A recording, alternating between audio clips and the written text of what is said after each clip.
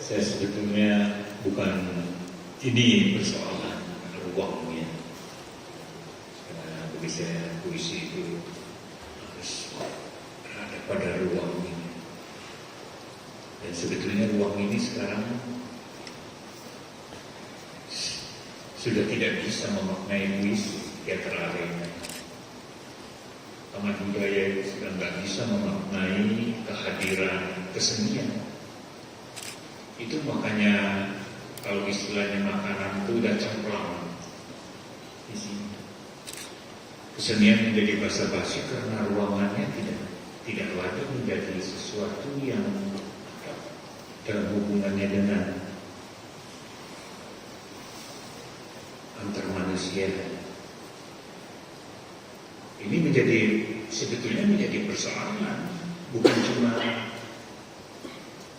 Taman Budaya Jawa Tengah yang mengundang dengan singkatan TBS yang dulu menjadi fenomenal dan lalu sekarang seperti TPA.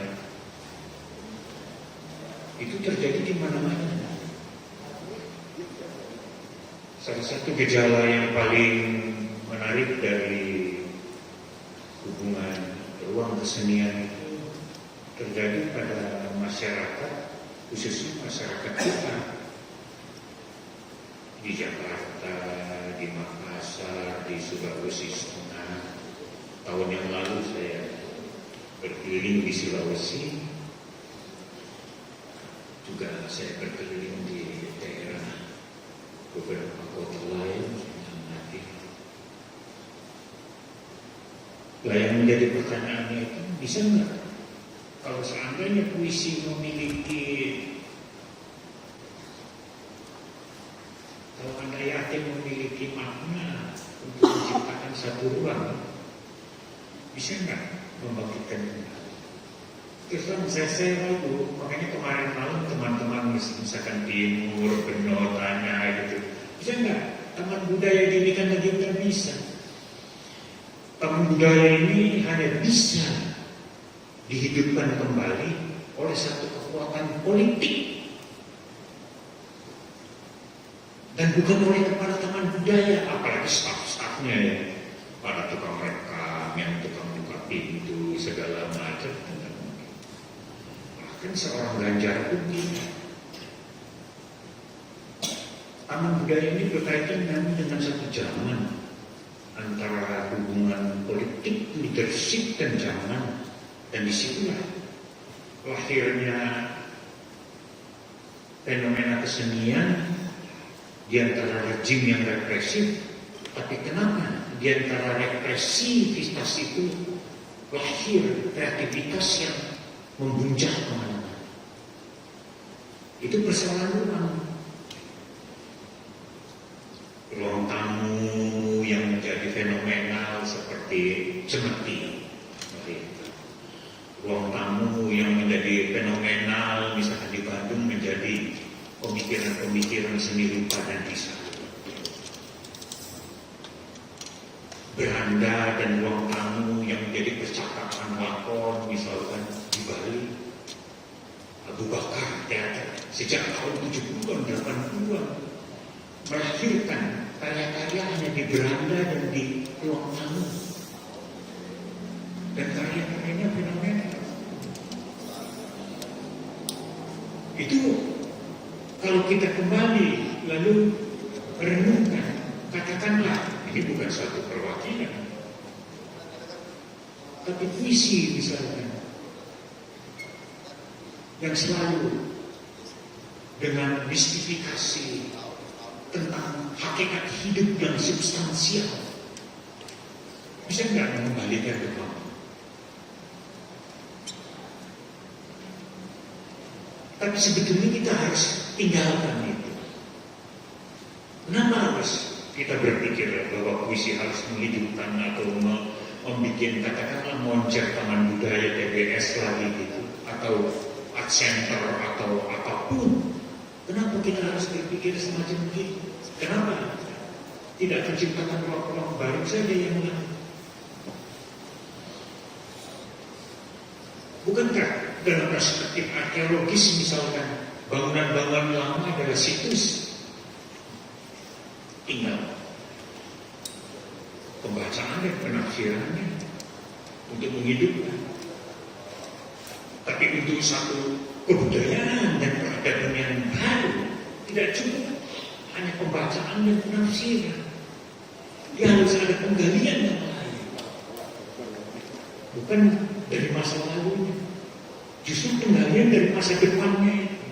Dan itu sebetulnya yang menarik dari puisi itu, sebetulnya harus dilihat pada penggalian masa depan. Dia adalah semacam arkeologi of the future.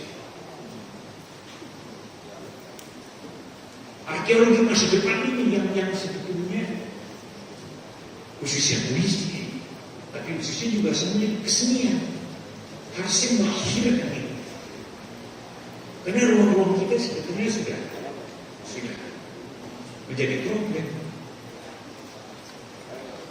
Tadi misalkan aku itu ngomong tentang Nadiem beberapa tahun yang lalu sudah. Dulu ruangan di Taman Budaya itu hampir unmanageable. Itu yang fantastik sekali. Unmanageable. Itu yang menjadi istilahnya di dalam pada tahun 90-an, misalkan kalau ada isu tentang postmodernisme di dalam manajemen, itu Taman Budaya itu menjadi manajemennya unmanageable. Itu fantastik sekali.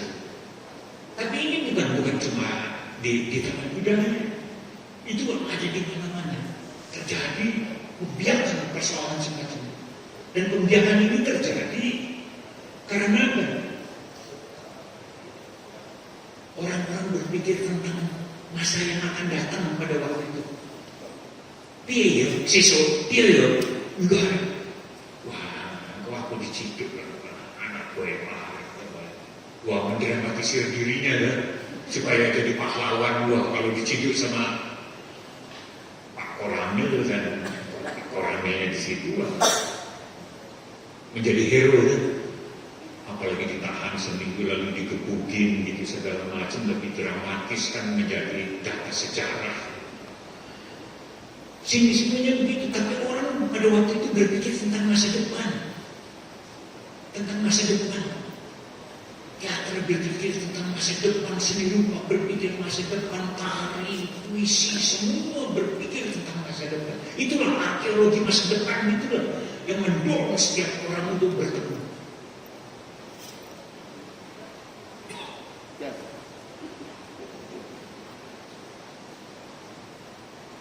Kalau kita misalkan, yang paling menarik misalkan kalau misalkan, mohon maaf ya agak belajar kemana-mana. Anda misalkan coba bayangkan 20 tahun terakhir ini setelah reformasi, orang semua bicara tentang koleksi seni rupa. Itu bajingan gitu. Itu salah satu aspek peradaban kita yang paling brengsek, itu tentang koleksi.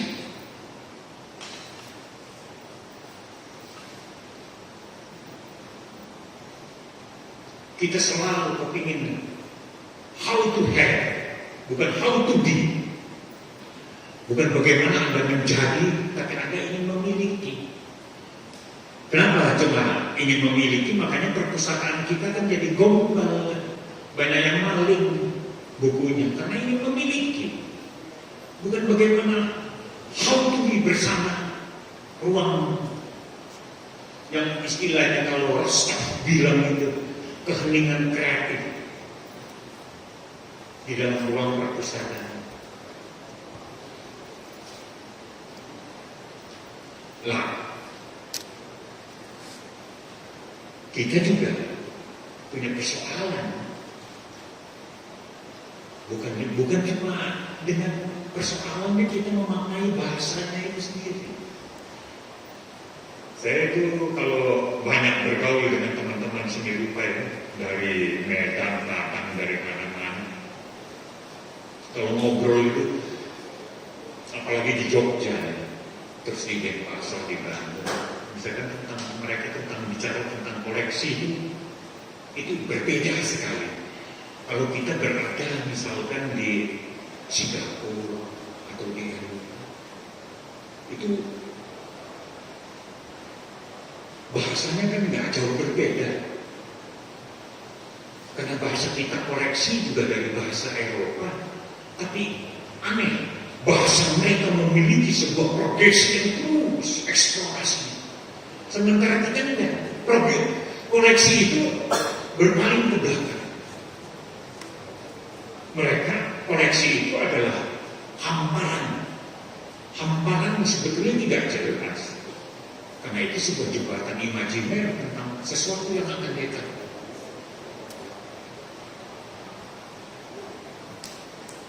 Dari koleksi itu juga makanya lahir pemikiran-pemikiran.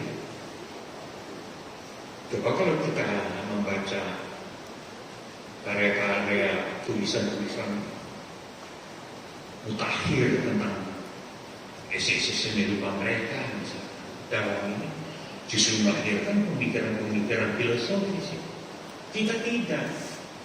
Koleksi kita melahirkan apa? Gosip. Sampai serangan umum 1 Maret aja digosipkan dengan soto itu paling bajingan gitu. Ya. Saya terakhir ini sedang mengkritik habis-habisan kepada sejarawan yang memperlakukan ilmunya sendiri tanpa mempertanggungjawabkan. Kembali lagi perspektifnya masa lalu itu. Dulu Pak Harto mencoba mendramatisir dirinya dengan serangan umum 1 Maret. Dan sekarang serangan umum 1 Maret versi yang sekarang menghilangkan Pak Harto. Dan ini nggak fair. Soeharto sendiri nggak fair pada waktu itu. Ada sejarawan yang mengkonstruksi. Coba kita lihat, ini persoalan waktu dan ruang yang ditafsirkan. Tanpa satu, kita melihat ke depan. Bahwa ini ada yang dikorbankan. Yang dikorbankan adalah ilmu sejarah ini. Budiawan sampai sekarang nggak berani ngomong tentang persoalan semacam itu. Dan berani. Boni yang jagoan sejarah dan historia itu nggak berani dia ngomong. Itu bagi saya menjadi masalah besar. Menjadi masalah besarnya dalam hubungan misalkan jika kita misalkan belajar sejarah, jika kita bertemu dengan puisi, memasuki ruang puisi, kita sesungguhnya bertemu dengan sesuatu yang membawa kita kepada yang akan datang. Nah, di situ tantangannya. Yang menjadi tantangan ini justru persoalannya kita selalu ditarik ke belakang terus. Lihat perspektif pariwisata misalnya. Perspektif dalam pengembangan ruang. Iya. IKN ini kan menarik, ritualnya kan seremonialnya. Kalau itu tidak ditafsirkan dengan cerdas, itu menjadi artifisial betul. Tanah dan air bertemu di satu titik tertentu. Tapi itulah saya ingin sampaikan ini. Saya pikir saya sendiri secara pribadi artinya persoalan kita memang adalah ruang sekarang, Lebensraum. Ini persoalan berat betul. Siapapun, tidak peduli komunis, kapitalis, atau HTI, atau orang Islam Nusantara atau apa, tapi ruang kehidupan ini menjadi persoalan besar. Dan di situ titik temu kita sebetulnya harus mencoba bagaimana kesenian memahami ruang. Terima kasih.